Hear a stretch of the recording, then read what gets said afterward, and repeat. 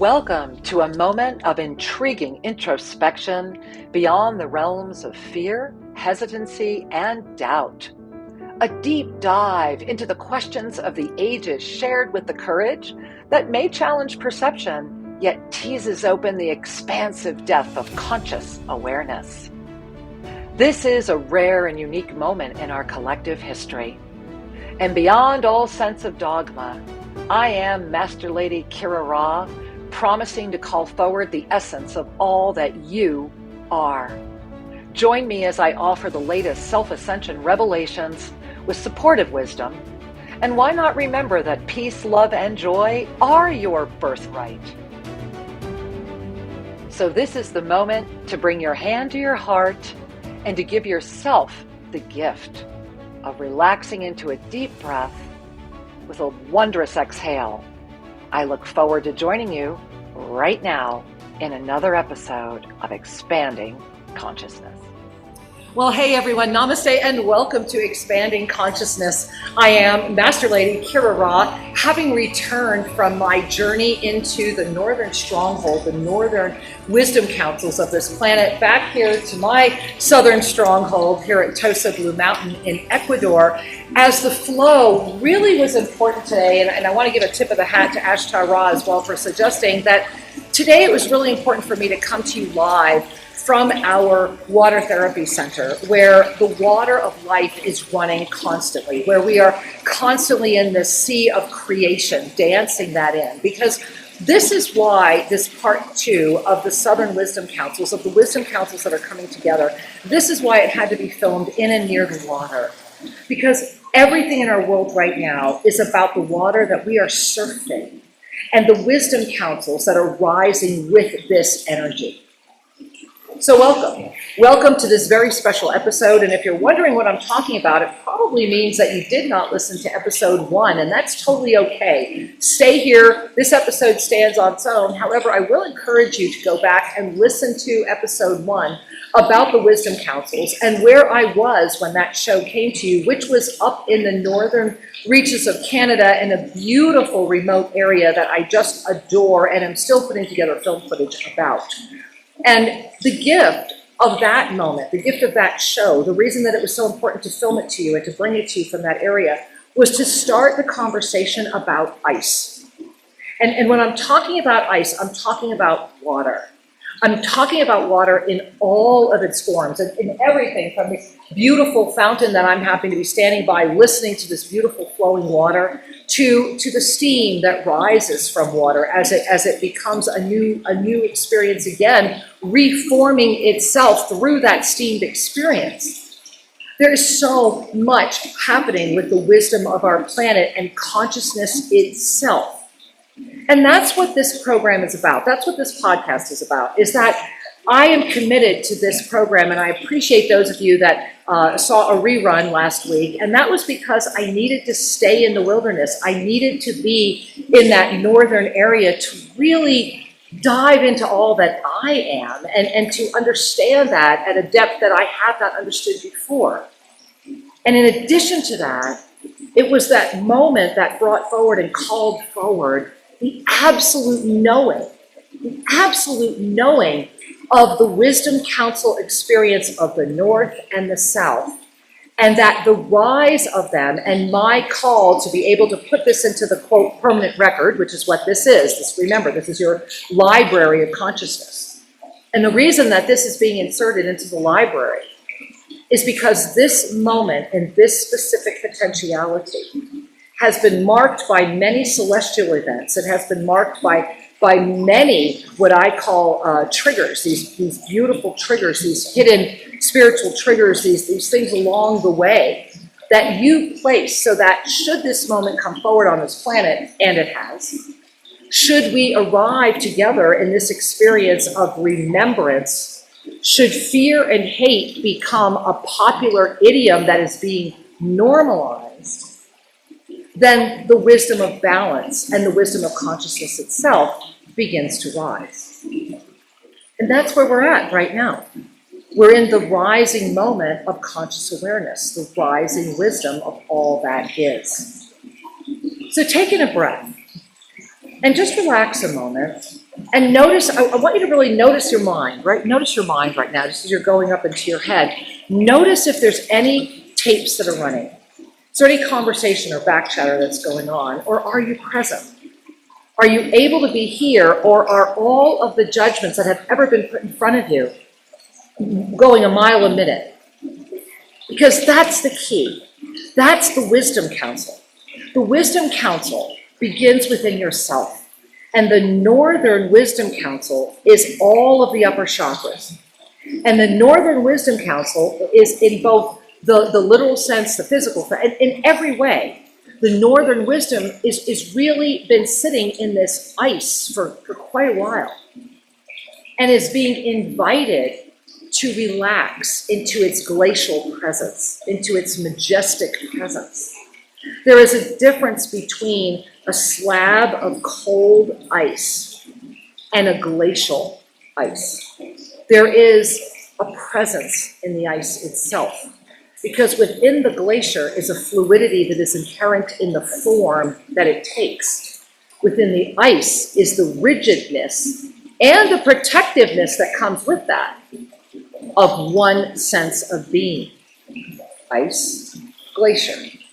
Ice, glacier. To transform that, to lift that, to bring that into this illuminated, enlightened state requires heat. And last week, November 4th and 5th, 2024, time stamping that into this potentiality. Last week, what happened was that when when the southern Taurid meteors came in and they peaked on November 4 and 5, it came with such a fast, rapid southern rise that for many, it was too quick of a melt, and thereby the flow was unable to be established. It was basically from ice to steam without any momentum. An imbalance occurred. And when there is an imbalance, the energy, it's like the pendulum, right? Whenever the pendulum's always going to swing, it's forever going. It's forever going. But when that pendulum swings way out of balance on one side, sometimes it has to swing way over to the other side before it can come back and settle right into its harmonious being. So in that harmonious being and it coming right into its center, we discover what? We discover ourselves. We discover the wisdom that has always been there when we allow the pendulum to come to rest. And the Northern Wisdom Councils, these carriers of great wisdom and great eternal presence, the direct connection into our cosmic being has been frozen. Not only frozen, it's been frozen in an energy of force, in an energy that says, come inward and protect. Let me stay inward. Let me not let myself be seen. Let me make sure that there's a barrier. And when that happens, we cut ourselves off from our eternal wisdom.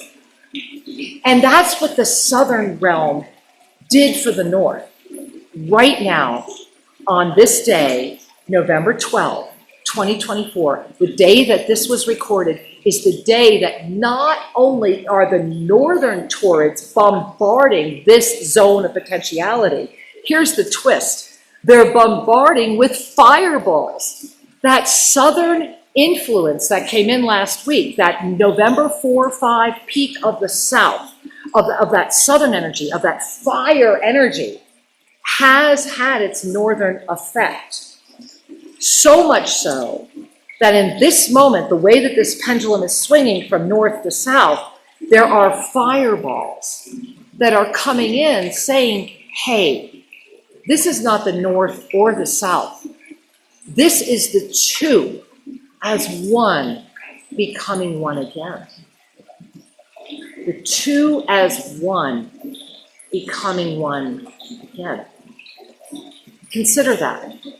This isn't about giving up anything from anyone. It's saying, what is the best of the north and the best of the south, and how do the two of these, it's like, okay, let's take this king and queen and bring these kingdoms together, right? And sincerely, we have this frozen north and this fiery south. What happens when those two come together to create that which arises from those two elements synergizing. Synergizing. Because here's the secret, here's the key, right? Along with the gift of the flow, right? The secret or the key is love. Love is the greatest wisdom of all. And love comes forward when we give ourselves the gift of saying yes to ourselves. To saying, this is who I am, this is where I've arrived, here's my journey, which is just a story at this point, because everything, every single thing that you have been through, done, experienced, witnessed, suffered through, lived through, danced through, all of it was simply what got you here. Because that's the ultimate wisdom. To arrive at a moment of knowing, really knowing who you are. And in the knowing of who you are, there is no need to do anything except radiate the blessing of being you. How do you dress? How do you dance? How do you smile? How do you sing? How do you speak? How do you spend your days? And what brings you joy? What brings you joy? And then follow that. Follow your joy. Because when you follow your joy, it brings you to that which is waiting. That which is the single most abundant thing that can ever happen, is to follow your joy. And I will share with you that in following my joy to move up and go up into the northern strongholds of Canada, what I did discover is a love that I never knew existed. I discovered people that are extraordinary, standing in a land of ice, frozen in many ways, yet active within the ice. Let us not forget that while there always might be an icy cover, there is a whole world that's going on beneath the surface. And everyone in that world is comfortable with each other in that world. And they're so comfortable in that world that they've forgotten that there's a big blanket of ice overhead. And that all you have to do is strike up enough heat and let in the sun. And that when that sun comes in, it's that balance that says the ice is now more hospitable and the glacial presence arises. So what is the glacial presence? Because the glacial presence really, really matters. The glacial presence of the northern ice fields of consciousness is I call it the regalness. It is, for me, it's very much the masculine. It's the benevolent king. It is this benevolent kingship that stands in the protective, strong, empowered nature of ice. Ice is very, very powerful and can withstand a lot.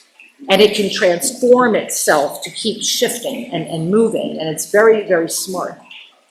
And in that protective field of the ice, when it arises into its glacial status, it takes on that blue hue. It transcends itself into that which is so pure that it radiates all that is cosmic presence. I remember when I had the blessing of being up in Alaska and up in Glacier Bay and other areas where I was able to be right there up close and personal with these extraordinary beings. And this was way back in 1998. And even at that time, it was obvious what was happening. But what was more obvious to me was the majesty, was the regalness, was the depth of this divine benevolence that was standing in a presence of ice that was itself as if a foamy, imagine frozen cotton candy, that it has this illumination, this light, yet its strength and its color. And to really feel that power when it caps and comes down into the ocean, and to feel the way it impacts everything and the way that the waves move. That is a wisdom council. The glacial movement is distinct. It knows it's coming. And when it comes, it has a big impact. It can only have that. But it does it in a way that is of its own benevolence. And this is the gift of the Northern Councils, is that there is a great benevolence and a wisdom that sits within your Northern Council, that sits within all aspects of what would be a North in this potentiality. And it moves us to the gift of the Southern Councils, because the Southern Councils are the ones that keep the watch of the rivers, that watch it flow. As many of you know, I am personally very, very, very blessed to be accepted into the tribes of the deep Amazon, where very few dare go. And these people keep ceremony all the time, all the time.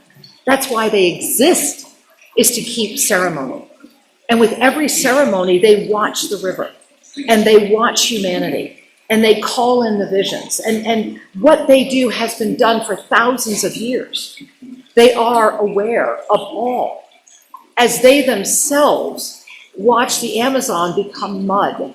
And I am unable to communicate with them for weeks at a time because they have to literally drag a canoe on mud rather than paddle it in the water. So what used to take 4 hours now takes 4 days. And to be able to explain to them how to integrate with the lands that would carry the ice. It is a fire. It is a flame. And it is carrying with it right now throughout the entire planet. The southern wisdom is rising like a flame. It's not interested in anything other than carrying the flame. And at its absolute basest, most banal frequency, it's a flame that seeks to burn it all down, because it's a flame. And it is rising from the south, and it is a flame, and it is a presence that says, we're gonna cleanse it all down, we're gonna burn it down so that we can grow again. The old farmer's field, right? We're gonna torch it, because then we're gonna plant again. So that's it in its most base. And then this southern flame in its most refined is this rising heat, this rising light, this illumination that comes in as Master Lanto, Ascended Master Lanto, the one who would be known from miles away because the light would emanate from him. And when he would walk into a room, everyone would know the light had appeared. And when I was in Canada, I very much felt like the representative of that southern stronghold, walking into rooms carrying that flame, carrying that light, carrying that illumination, and having it received and witnessed was an extraordinary moment in so many ways, just extraordinary. So take a moment and really breathe that in. Just really breathe that in. So the southern flame at its most refined is this illuminating presence. It's I am as you are. As the northern presence is I am here. Imagine I am here and I am as you are, as a unified field within you, the Northern Wisdom Council and the Southern coming together. The ability to call in the unified field. Many, many identify themselves. I want to step back for a minute. I want to invite you to take a deep breath. There is a pervasive acceptance of people feeling that they are, the elder, this elder, that elder, stuck in status titles, whatever. I invite you to consider that an elder is nothing more than one who carries the smile of the transcendent nature of the acceptance of all that is. And then you can do that at birth, or you can do that at 110. You might not ever do it. But it's important to remember that an elder is not made simply because their body has made. An elder is a state of being. It is a presence. It is a glacier. A glacier is an elder. And when the glacier begins to reveal itself, when it chooses to come out of its frozen state and say, I'm going to melt just enough to start rolling, let me show you my underbelly, it's a sign of trust. Our beloved Mother Gaia is trusting us to pay attention and hear her right now. The majestic glaciers are starting to show us their underbelly. Both the glaciers that exist in mountains and the glaciers that exist within ourselves. The glaciers that we try to live within. The Northern Wisdom Councils are coming forward in every aspect of your presence and being, as are the Southern. And the Southern is the heat. The Southern is the fire. The southern is the fire tender, the ceremony keeper, the one who will sustain and sit there and say, I will not leave, I will sit here. I will sit here. The centipedes can run over me, the bugs can be here, the flies can be here, but I will sit here and I will hold this presence.